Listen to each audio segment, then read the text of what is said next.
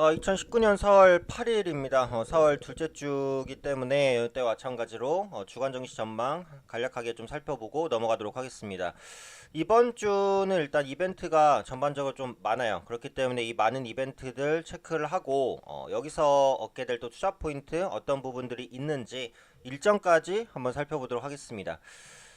일단은 뭐 미증시부터 보면요. 네, 흐름은 굉장히 좋아요. 그래서 기존의 고점을 일단 돌려내고 추가 상승을 시도하는 초입 구간까지 있습니다. 근데 이전의 고점이 이제 26,900포인트, 거의 27,000원 정도의 고점 라인까지 형성돼 있어서 이 기술적으로는 좀 조정을 받을 수도 있어요. 그래서 그런 부분은 체크를 해주셔야 될 것 같고, 일단은 그 지난주 미증시가 상승한 게 그 3월 신규 고용이 컨센서스를 상회했죠. 그러면서 지수가 상승을 하는데 성공을 했습니다. 최근에 이제 중국 지표뿐만이 아니라 미국 지표도 양호하게 나오는 모습이고, 또 미중 무역 분쟁 해소 기대감이 있고요. 연준의 완화 정책 기대감 계속해서 연장되죠. 그래서 이런 부분이 복합적으로 작용하면서 투자 심리를 끌어올렸습니다.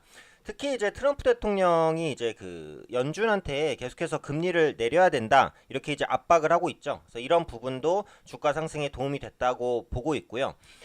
트럼프 대통령은 어쨌든 그 내년에 재선을 노리고 있는 상황이에요. 그러다 보니까 국민들의 지지를 받기 위해서는 절대 긴축 정책으로 가지 않거든요. 그래서 올해 말까지 아마 부양에 대한 드라이브를 가속할 가능성이 높습니다. 그러면서 연준과 마찰이 있을 수도 있다라고 보여지고 있어요. 어쨌든 지금 미국 대통령은 트럼프인 것은 확실하기 때문에 앞으로도 부양에 대한 드라이브가 강할 것이다라는 부분은 미국 증시를 계속해서 지지해주는 그런 요인이 될 수 있다.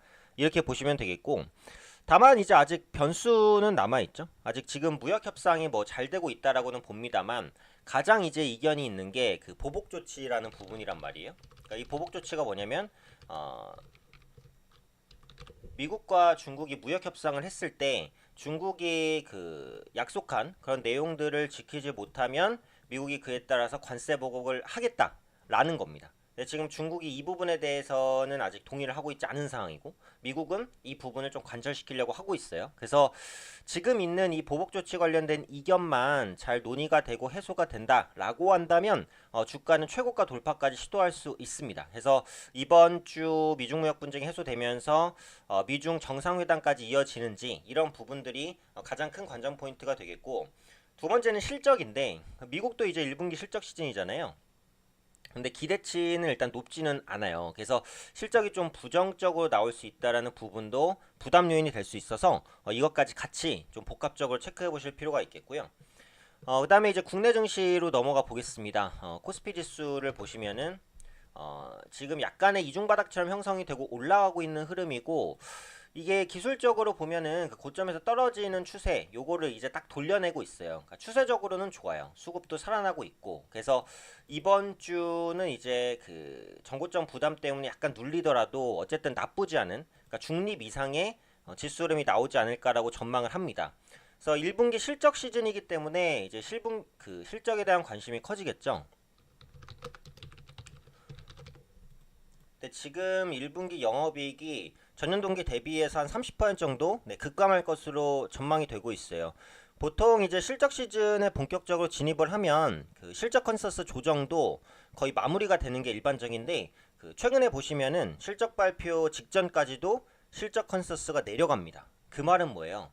이번에 삼성전자도 어닝 쇼크지만 앞으로 기업들의 어닝 쇼크가 1분기에는 굉장히 많을 거예요. 그래서 실적이 좀 부진할 것으로 전망되는 종목군들은 일단은 약간 보수적으로 보고 진행하실 필요는 있다라는 부분이고요.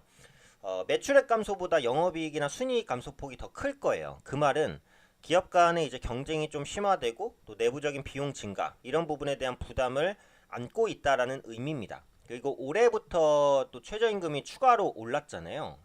작년 대비해서 10.8% 정도 올랐기 때문에 이에 대한 부담을 기업들이 반영할 거예요. 그래서 우려감이 높은 상황인데, 다만 주식이라는 것이 항상 그 기대치를 선반영해서 움직이는 경향이 있잖아요. 그래서 실적이 안 좋을 것이다라는 부분을 대부분의 투자자들이 인지를 하고 있어요. 그래서 이렇게 낮아진 눈높이 정도만 충족시킬 수 있다라고 한다면 일단 지수가 반등을 시도할 수 있습니다. 때문에 이 부분까지도 좀 복합적으로 좀 보시는 게 중요하다라고 이제 생각을 하고 있고요. 관련해서 이제 실적 개선이 기대되는 섹터를 보면 일단은 좀 음식료주 요즘에 수출 모멘텀 가지고 있고 간편식 시장도 성장합니다. 실적 턴어라운드 가능하다고 보고 그 다음에 엔터주 같은 경우 버닝썬 사태로 많이 밀렸죠. 근데 지금은 저가 매수에 대한 여력들 좀 발생하고 있는 것 같아요. 그래서 좀 이런 업종들을 관심 있게 보시면 좋지 않을까라고 판단을 하고 있고요. 앞서 언급드렸듯이 이번 주는 이벤트가 굉장히 많습니다. 그래서 이번 주 이벤트 간단히 좀 체크를 해보면